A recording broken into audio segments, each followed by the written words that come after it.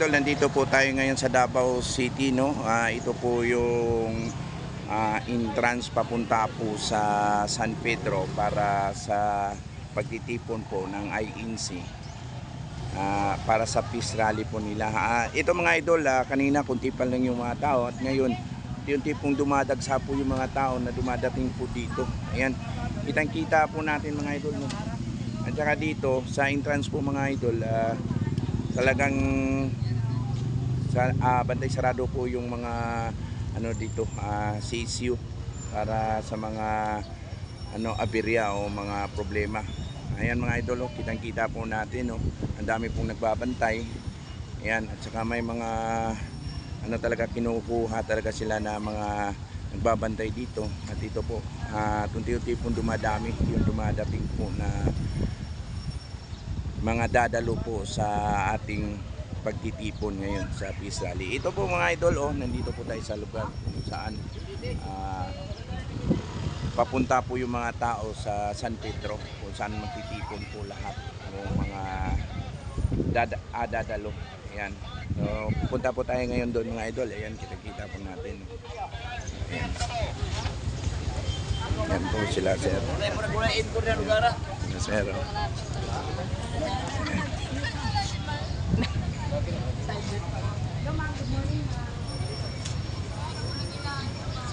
Ayan po, at saka doon mga idol, nakakalat din yung mga militar, no? At saka mga kapulisan natin nandyan po sa bawat kanto. Talagang pinaghahandaan po ng mga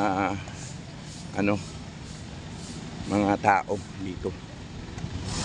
Ayan po mga idol, marami pong mga taong naglalakad papunta po doon sa San Pedro para sasama doon sa pagtitipon ng peace rally ng Iglesia ni Cristo, no?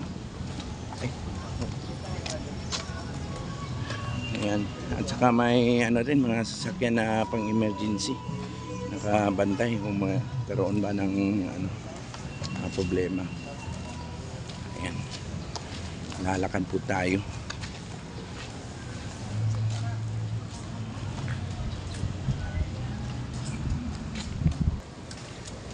Mga idol, marami nang tao doon mga idol, sa San Pedro, kung saan yung mga tao nag-aabang. Saka ang dami rin naglalakad pa papunta dito. Ayan, kita natin ang idol, no? Grabe, dami mga tao. Talaga ang daming sumusuporta sa ating BP Sara. Grabe yung pagmamahal talaga ng mga tao sa mga Duterte. Yan kita natin kung gaano ka-importante talaga si BP Sara, no?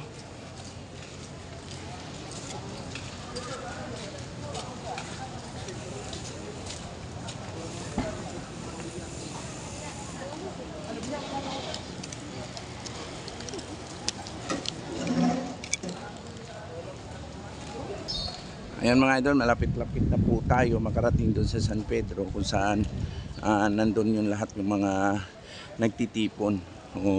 Ayan, may season naman dito nagbabantay. Ayan, safety talaga dito sa Davao mga idol, no? Ayan, malapit na po tayo.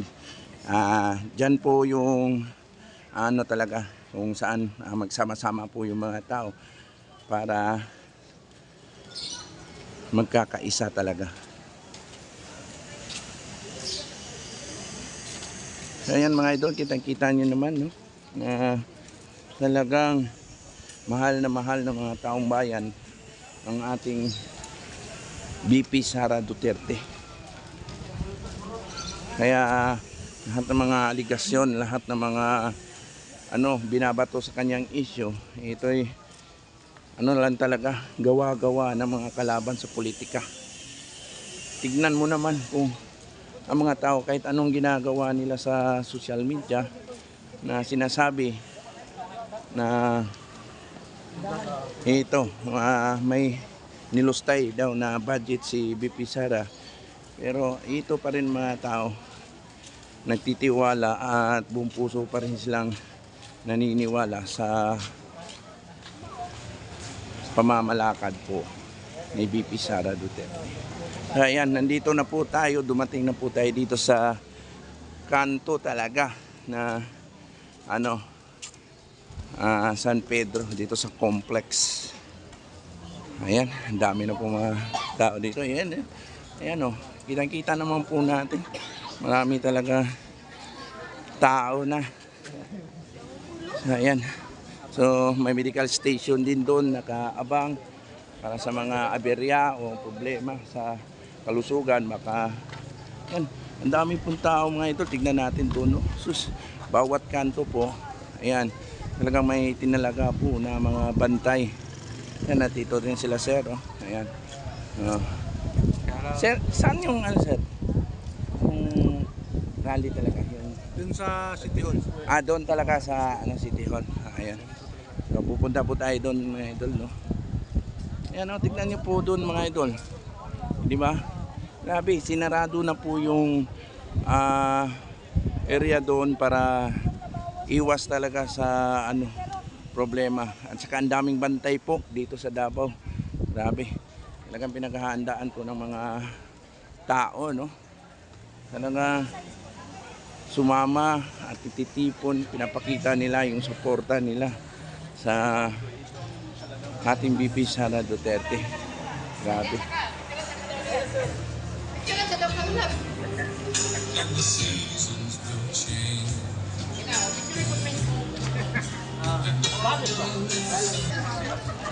Mga idol, ang dami mga tao na. Kagabi pa yung iba dito kagabi pa, kaninang umaga, madaling araw pa.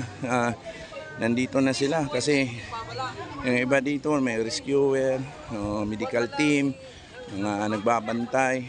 Ayan, dami. So, ito mga idol, lalakad pa tayo dun sa City Hall talaga kasi nandun po yung binyo o pagtitipon talaga. No, itong lugar na to talagang sinarado na po to dito sa lugar na to para hindi po talaga magkakaproblema. No? So ano ngayon? So kitang-kita nyo naman kung gaano mahal ng taong bayan si VP Sara Duterte. So wag na talagang magkamali yung gobyerno, yung mga buaya, yung magnanakaw sa gobyerno. Wag na silang magkakamali na patumbahin o pabagsakin si VP Sara. Dahil kitang-kita na nila. Davao pa lang to mga idol ha. Yan. Davao pa lang yan. Kita nyo na. Davao pa lang to mga idol. Makikita mo na na buong puso at buong lakas talaga na sumusuporta yung mga tao. Yan, kitang-kita natin doon. Oh. Grabe. Yan mga idol. Oh. Mga tao. Grabe, ang dami. Grabe. Yan. Tingnan nyo to doon mga idol. Yan, yan. Ito mga idol ha. Hindi pa to talaga kabuuan. Mas beauty pa kung dumadami yung mga tao dumadating. Kagabi, unti-unti lang yung dumadating, no? So, ngayon tanghali na po mga idol, nagsidagsaan na po yung mga tao nagsidatingan. Ayan, nag-aantay pa yan lahat. So ano yan? Ano yung nyo dyan sa mga tao na yan? Ibig sabihin yan na ayaw talaga nila na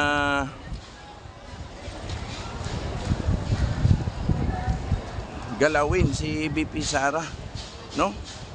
Ayan kita-kita ito na.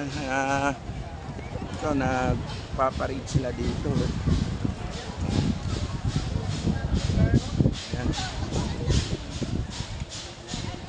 Ayan mga idol ha. Ayan. Ito.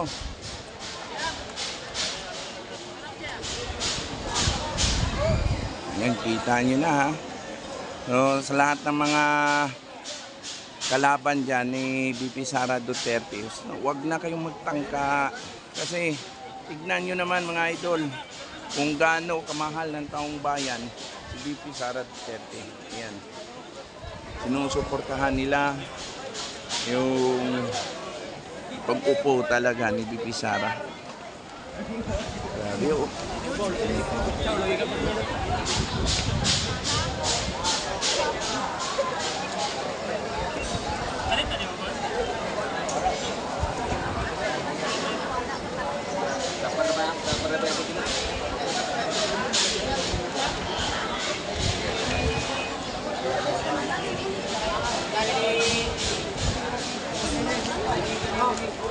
Ayan ha.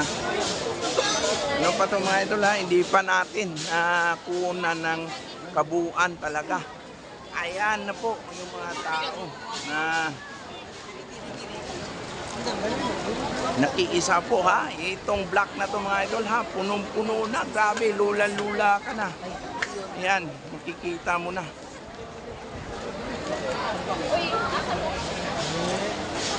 Ayan ha, puno na to. Ayan. Wala na, hindi na po halos mapasukan doon sa sobrang dami na po talaga ng tao. Grabe. Ayan. Dito pa po tayo. Oh. Ayan, ayan. Yung doon na area, oh. Tignan niyo, ang dami rin tao. Grabe.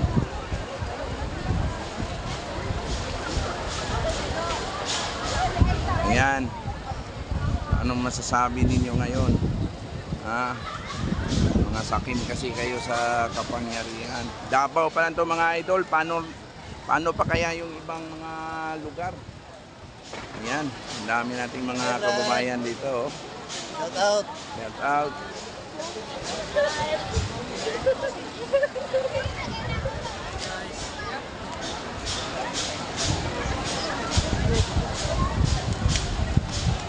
So, sa lahat ng mga ano dyan, nagsasabi na si VP Sara Duterte gumagawa ng anomalya sa gobyerno. Magising na po kayo mga kababayan natin dahil kitang-kita na po natin ang katotohanan kung gaano po talaga kamahal ng taong bayan po si VP Sara Duterte. Ayan. Grabe, unti-unti pa pong dumadagsa yung ibang mga taong darating. Grabe. Punong-puno na po dito. At saka doon sa kabila pong block mga idol, papuno na po kasi paikot na po yung mga tao doon. Ayan mga idol ha. Update pa po tayo. Abangan pa po natin yung mga pangyayari dito po sa San Pedro, Davao City po, yung peace rally ng mga Iglesia ni Cristo. So, antay lang po tayo mga idol ha. At abang-abangan nyo lang po yung natin, yung update natin dito.